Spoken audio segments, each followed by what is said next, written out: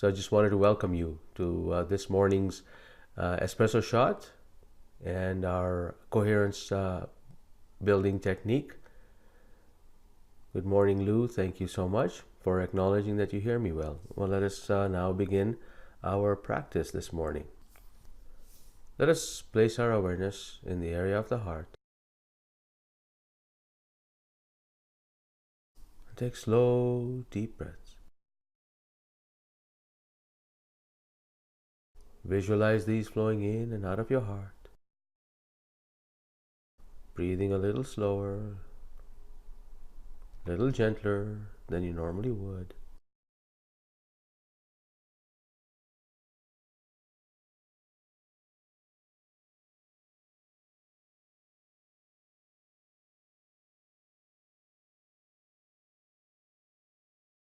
Just place awareness in the area of the heart, taking slow, deep breaths. Visualize these flowing in and out of your heart. And this slow and gentle process informs your body that all is well, so it can focus on repair and rejuvenate.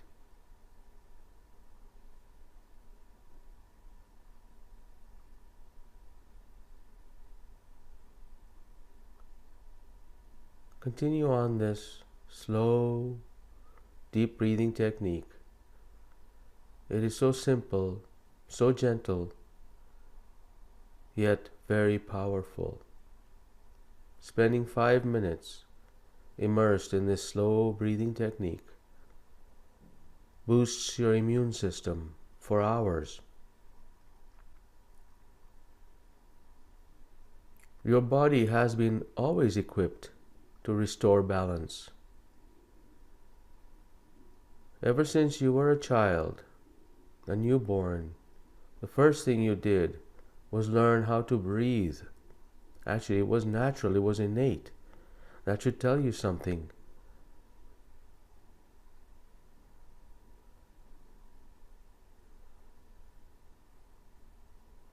You only learned how to breathe shallow later on in life, but you're really meant to breathe deeply.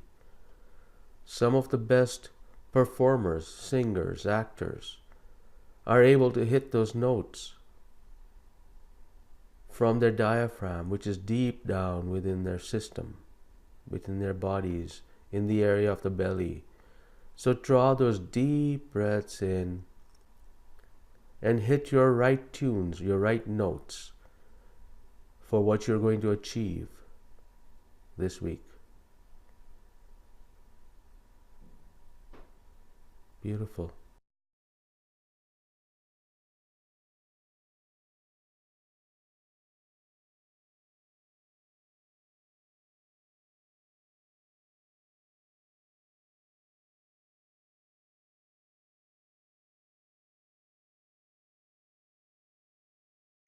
Slow, deep breaths. Visualize them flowing in and out of your heart. Breathing a little slower, a little gentler than you normally would.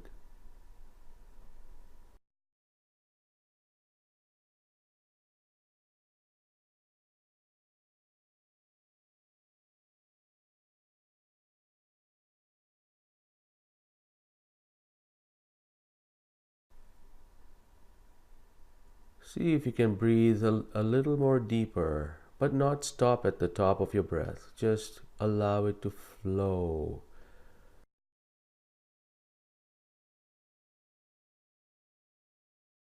Let's create that space in our bodies.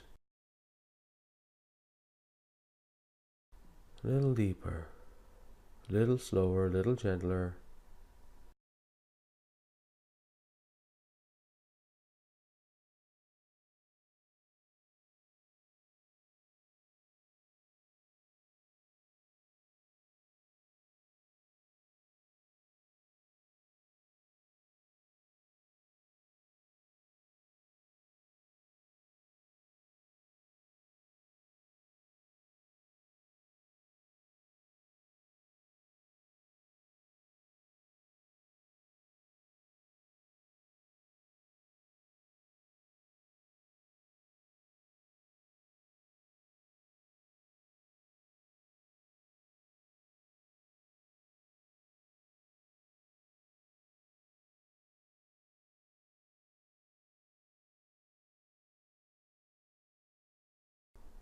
Wonderful. Thank you so very much for joining me this morning. Today's I didn't know that moment. This is something that's a very interesting concept that I've been practicing, or at least come across in the past year or so. And it's very interesting to note that, when how many of you, or for myself, I've heard people say how stubborn I can be. And that stubbornness is really a layman's term for your brain that is actually codified in a certain way. There are deep grooves that make you behave in a certain way. The neural pathways that they're called. And the neural pathways are actually elastic or plastic. They can change, they can be molded, they can be shaped. And let me share with you what that is and how it applies to your particular situation in terms of your ability to shift, make great transformations by just rewiring and molding the neural pathways. Your neural pathways are like tracks made on snow. Now, for those of you who do not live in a country or a city where you see a lot of snow, I'm sure you can stretch your imagination a bit. But if you were to say, create a path along a fresh dump of snow, you create a path through it. Every car that comes by will tend to go to the same path because that path has already been created. Your brain is essentially very lazy. It is lazy in a sense that it does not want to take a very difficult route, and the difficult route is taking creating a new path. The brain is lazy in a sense that it's efficient. So I suppose the better term to use is our bodies are efficient, including your brain. So if a brain sees a pathway from A to B, good, bad, or ugly, that pathway is going to be the most efficient way to get from A to B. It'll do that. If you want to change a behavior, or if you want to change your trigger points with somebody, the brain, you're triggered by somebody's emotionally by somebody when the brain just sees that person and takes the direct route, that the deep groove that's in your brain, to that path. Good news is you can change that. You can actually begin to consciously become aware of your trigger points and be aware in your body. And when you are aware of those trigger points, that you are about to be triggered by somebody, you can actually take a different path, take the tougher path. And that is by just telling your body, all right, I want to take a different path. There's a whole process to this, and brain science tells us that it takes about 21 days with habitual practice of something that you can actually rewire your brain's response. It's almost like, try this tomorrow. Take a new road to work. Take a new bus to work. And when you do it for 21 days, that'll become normal to you. The other route won't even make sense to you. I know sometimes when I take when I'm driving around and I'm not really thinking, I'm on autopilot, I end up going back to my old home. I just end up there where I used to live, and I say, oh my God, I can't believe I did this, because I was completely on autopilot. And that's how your brain is wired. So I would love to hear your comments on this or other things that are happening to you. Try it. If there's a behavior that you want to shift, start shifting it. And it's about 21 days that it allows you to create this habit. And that is why the programs that I offer, and you might have seen it in your email, the programs that I offer are 21-day programs. They're done by design because it creates a meaningful, tangible, permanent shift. So try it. You want to shift a habit, try this 21-day program. Try it for yourself. Change a habit and just breathe through that. Use the techniques we've taught you here. Breathe through these programs. And the next particular breathing technique is actually very powerful for that. It is still a breathing technique that is a basic breathing technique. There are higher levels of techniques. But when you use that breathing technique, use that breathing technique that we're about to do now at the time when you feel triggered or emotionally unbalanced. Use it and allow your body to take a different path. And when you do that for about 21 days, I've seen some people shift sooner than that, but do it for 21 days and just notice the difference. All right? So that's the I didn't know that moment.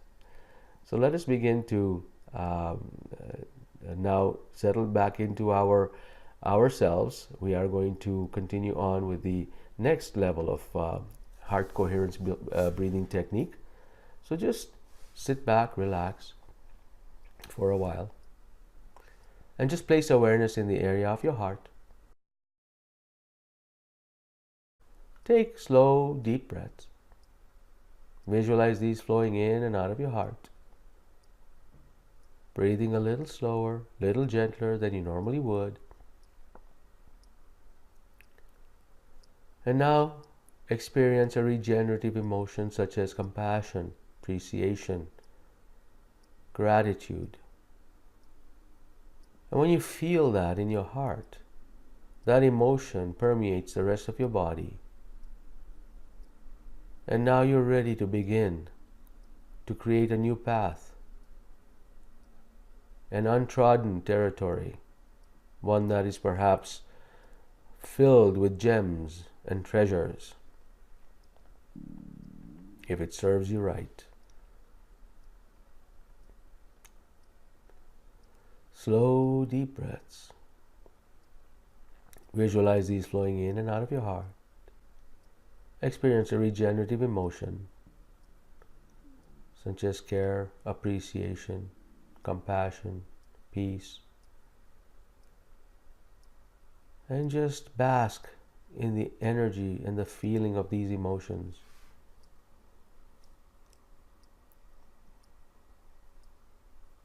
There's nothing better than feeling better. When we see a small child, we are drawn to that child because we feel something in our hearts when we see that child. The innocence, the love, the unconditional appreciation that that child has for everyone. When we hear a crying child, we immediately want to go there and help the crying child, soothe the crying child, because we're drawn to that child. And perhaps it's time that we begin to listen to our own inner child. Listen to what's crying inside of us. And just take this love and appreciation that we're breathing in and wrap it around that child within us. And perhaps that is the biggest compassion of all, self-compassion. For when you do that, you really begin to connect deeply within and change your reality completely. So this week, nurture that inner child. Do that for 21 days and experience a permanent shift, one that you deserve.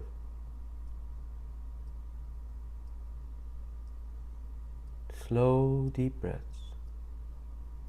Visualize these flowing in and out of your heart.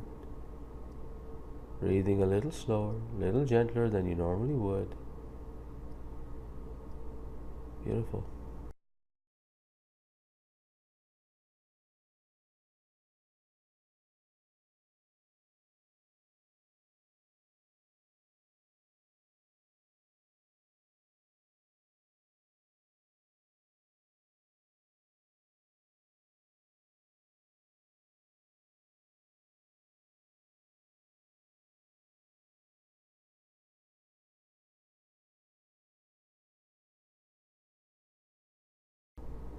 Thank you so much for joining me today. And bring yourself back to this moment. I want to thank you for joining me this morning on your Monday morning espresso shot. I look forward to continuing this tradition every week, and we'll see you next Monday.